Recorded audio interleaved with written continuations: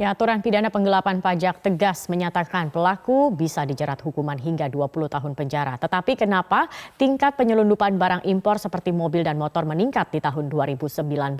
Untuk membahasnya telah hadir di studio pakar hukum pidana Asep Iwan Iriawan. Selamat pagi, Kang Asep. Dan juga sudah bergabung dari luar studio Metro TV Direktur Kepabeanan Internasional dan Antar Lembaga Bea Cukai, Syarif Hidayat. Selamat pagi, Pak Syarif. Selamat pagi, Mbak.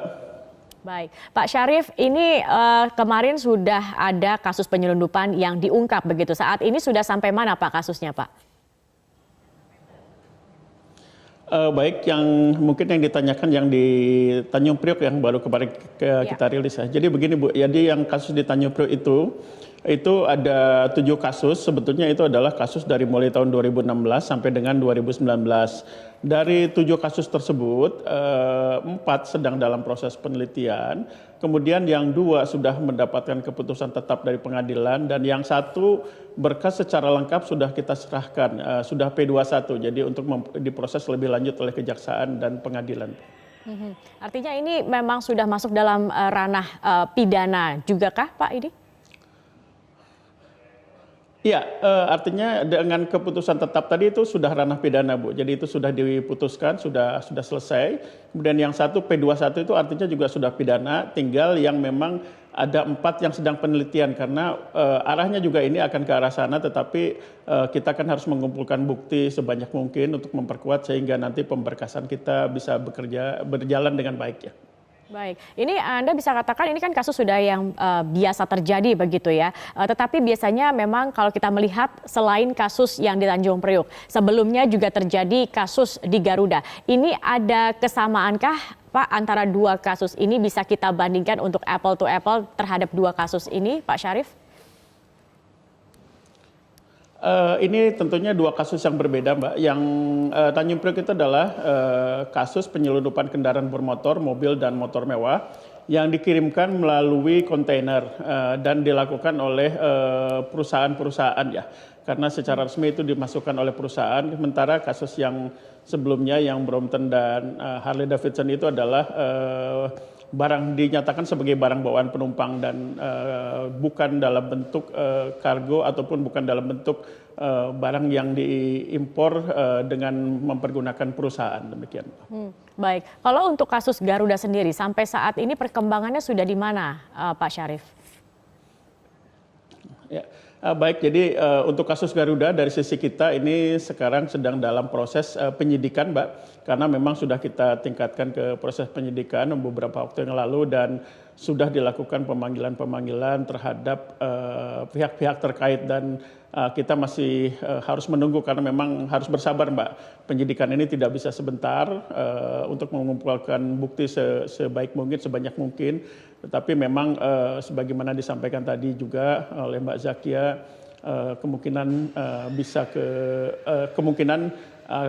yang terjadi adalah pelanggaran terhadap Undang-Undang Kepabeanan pasal 102 atau pasal 103 dari Undang-Undang Kepabeanan nomor 17 tahun 2006. Demikian. Baik, Pak Syarif, tadi Anda katakan membutuhkan waktu begitu ya untuk penyidikan dari kasus motor mewah dan juga sepeda mewah untuk kasus Garuda. Sebenarnya mengapa dibutuhkan lama? Apa kendala yang dihadapi Pak Syarif? Tentunya yang kita harus pastikan adalah bahwa proses harus berjalan dengan benar sehingga tidak ada semacam rekayasa lah, kira-kira seperti itu. Kemudian juga yang kedua, mengumpulkan bukti itu tidak mudah, Mbak, karena pada dasarnya seringkali tergantung dari sikap daripada saksi-saksi yang diperiksa. Apabila mereka kooperatif mungkin akan bisa cepat, tetapi apabila memang mereka juga tidak kooperatif itu memerlukan waktu lama sehingga kita harus mencari pembuktian-pembuktian yang memang harus cukup kuat untuk disampaikan ke pengadilan di dalam penuntutan. Sejauh ini kooperatif, Pak Syarif?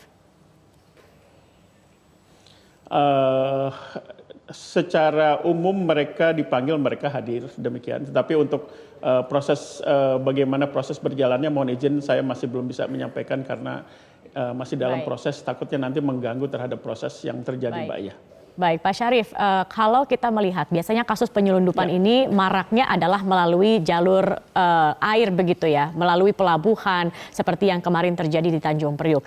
Kalau melalui udara ini sendiri, ini apakah memang sering terjadi juga, sering ditemukan juga, dan apakah juga untuk secara hukum ini juga bisa dikatakan sama dan modusnya juga seperti apa, Pak Syarif? Ada tidak perbedaannya?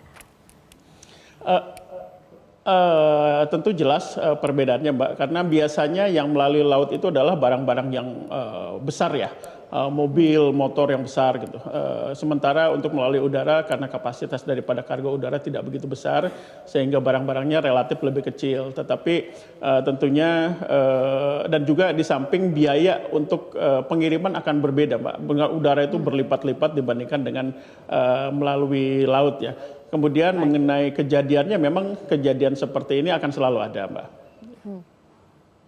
Baik Pak Syarif ditahan karena saya ingin ke Kang Asep. Kang Asep, ini kan bukan pertama kali kita mendengar, bukan sesuatu yang besar. Mungkin kalau kasus tentang Garuda ini mungkin mencengangkan karena yang diduga adalah ini dari direktur utamanya sendiri atau mantan dari direktur utamanya sendiri. Tetapi yang kita sering lihat juga adalah ketika kasus penyelundupan ini berakhir misalnya hanya dengan membayarkan dendanya saja. Atau kalaupun ini masuk dalam ranah pidana begitu, hanya diberikan hukuman teringannya saja. Padahal kalau kita melihat di Undang-Undang Nomor 17 Tahun 2006 tadi, kalau mengakibatkan terganggunya sendi ekonomi negara, ini bisa dikenakan pidana berat, tetapi tidak pernah terjadi. Ini apa kendalanya? Jadi perlu kita apresiasi ke Bea Cukai ya. Nah, apalagi dengan Pak Syarif nih, saya kenal baik beliau ini.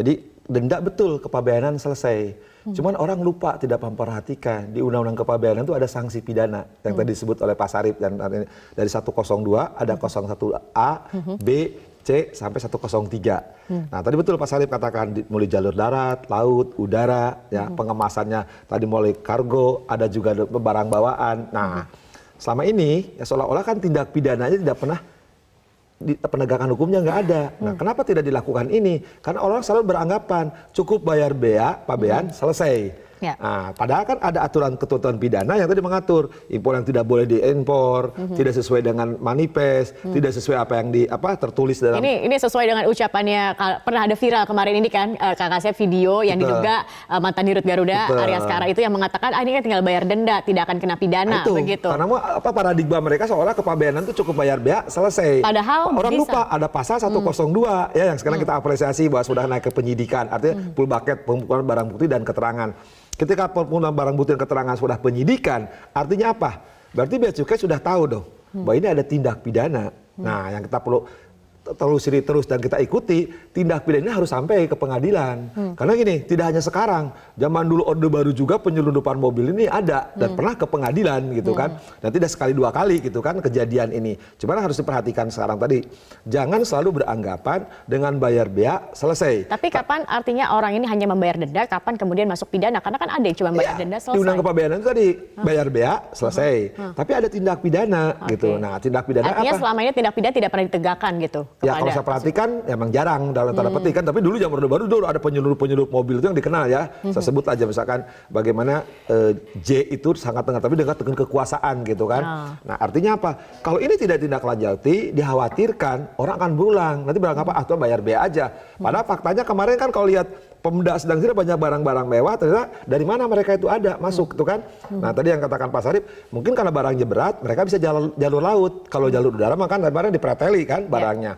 Nah sekarang sejauh mana kerugian negara? Nah bagi negara mah yang ingat satu ada A, B sama C pasalnya itu kan.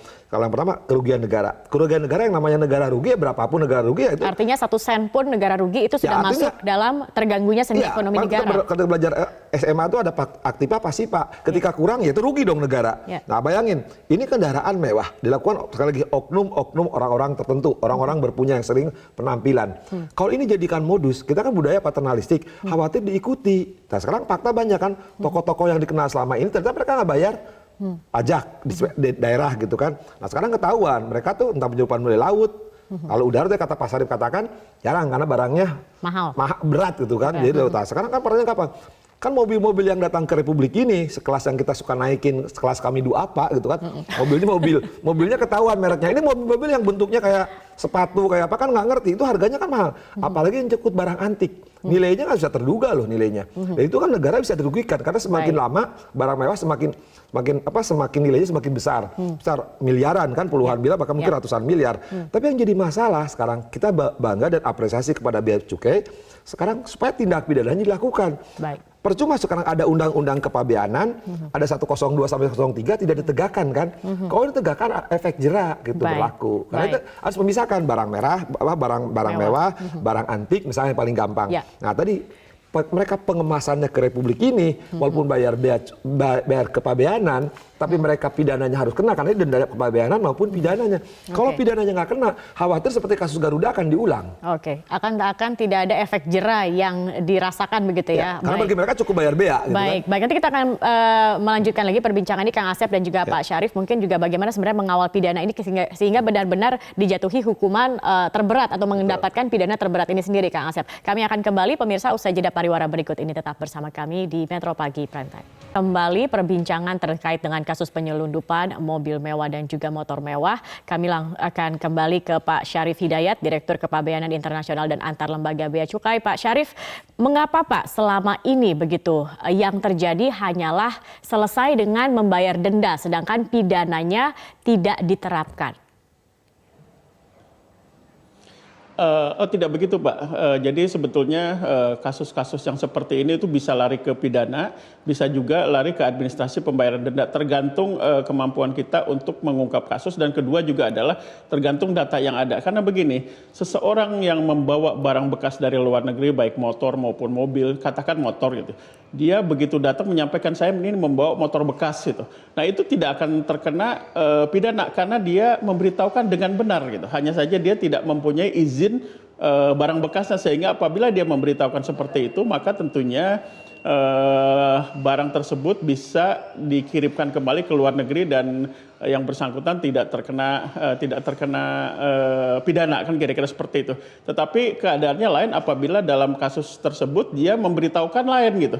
Saya memberitahukan sebagai batu bata gitu. Begitu periksa ternyata mobil artinya di sana ada itikad maka untuk menyelundup maka karena hal tersebut kita menggiringnya kepada pidana penyelundupan. Jadi kira-kira seperti itu. Kemudian juga terkadang dalam hal tersebut juga ya barang-barang kiriman gitu ya, itu juga tidak ketemu ininya, tidak ketemu tidak ketemu yang bersangkutan gitu sehingga akhirnya barangnya kita BDN-kan dan kita jadikan milik negara. Demikian gitu Pak. Jadi secara umum baik. Artinya setiap kasus yang memang tadi Anda katakan misalkan tidak melapor, memang ada itikat tidak baik, ini sudah pasti akan terkena pidana, tidak hanya sekedar dendanya saja begitu. Atau ada kategori-kategori tertentu yang ini hanya dibayarkan saja dendanya, yang ini denda dan sudah masuk pidananya. Ya, jadi apabila dia masuk ke dalam penyidikan maka kemungkinannya adalah dua, dia terkena denda dan juga orangnya bisa terkena penjara hukuman kan kira-kira seperti itu. Di samping itu juga tentunya barangnya sendiri disita menjadi milik negara. Tetapi ini semua adalah keputusan daripada pengadilan, Mbak. Bea Cukai hanya melakukan pemberkasan kemudian menyerahkan kepada kejaksaan. Kejaksaanlah yang menuntut hukumannya seperti apa. Nah kemudian nanti hakimlah yang di pengadilan yang memutuskan sehingga semua keputusan tersebut tentunya adalah kembali kepada tuntutan yang disampaikan oleh jaksa dan juga keputusan yang diputuskan oleh hakim berdasarkan fakta-fakta yang didapat di dalam persidangan. Demikian Mbak. Baik, terakhir Pak Syarif, mungkin bagaimana untuk pencegahan ke depannya? Apakah juga akan bekerja sama begitu dengan luar negeri? Dan kalau tidak salah ini kan juga ada dibentuk tim hukum terpadu bersama Kejaksaan Agung, Kepolisian begitu. Yang nanti untuk menangani kasus-kasus penyelundupan dan katanya bisa diterapkan denda hingga 1000% begitu. Ini akan seperti apa mekanismenya? Ya, baik, terima kasih. Jadi ada dua hal yang bisa kita lakukan. Yang pertama adalah sebagaimana pernah diungkapkan oleh Pak Dirjen maupun Ibu Menteri Keuangan, kita melakukan kerjasama pertukaran data dengan negara tetangga, terutama dengan Singapura. Kita hari kemarin kita sudah melakukan pertemuan dengan Singapura Custom untuk melakukan pertukaran data secara real time data ekspor dari mereka dan data ekspor dari kita, sehingga apabila ada seseorang yang mengekspor barang dari Singapura ke Indonesia, data tersebut dikirimkan ke kita sehingga kita tahu apa yang ada di dalamnya. Sehingga apabila importer di Indonesia memberitahukan lain, otomatis kita akan tahu bahwa dia memberitahukan berbeda. Ini adalah salah satu fungsi daripada pertukaran data tersebut untuk mencegah terjadinya hal-hal tersebut. Ya. Kemudian yang kedua, dari sisi penegakan hukumnya sendiri, kita selama ini selalu berkoordinasi dengan kepolisian dan kejaksaan dan penegak hukum lainnya juga kita lakukan koordinasi. Dan sebagaimana kita ketahui bahwa kepolisian adalah juga sebagai koordinator daripada penyidik pegawai negeri sipil kita, sehingga kita akan selalu melakukan koordinasi dengan mereka. Nah, kemarin dengan pernyataan dari Pak Kapolri tentang dibentuk tim khusus itu adalah sangat-sangat baik ya. Artinya dengan adanya tim tersebut maka proses penyidikan maupun penyelidikan yang dilakukan akan menjadi lebih kuat karena beberapa instansi penegak hukum bergabung bersama-sama, sehingga itu akan lebih kuat dan efeknya akan lebih bagus. Intinya kira-kira seperti itu. Kemudian baik, juga di sisi lain kita juga ya meningkat. Baik, ya silakan Mbak. Baik Pak Syarif, maaf karena durasi kita terbatas, terima kasih dan kita tunggu bagaimana kemudian penegakan hukum dari kasus-kasus ini, utamanya adalah kasus Garuda Indonesia karena ini juga menyangkut perusahaan BUMN juga begitu. Jangan sampai kasusnya anyep begitu ya Pak Syarif ya, kita akan tunggu bagaimana nanti selanjutnya. Terima kasih sudah. Tentunya Bu, ya. Baik, terima kasih sudah bergabung bersama kami di Metro Pagi Prime Time.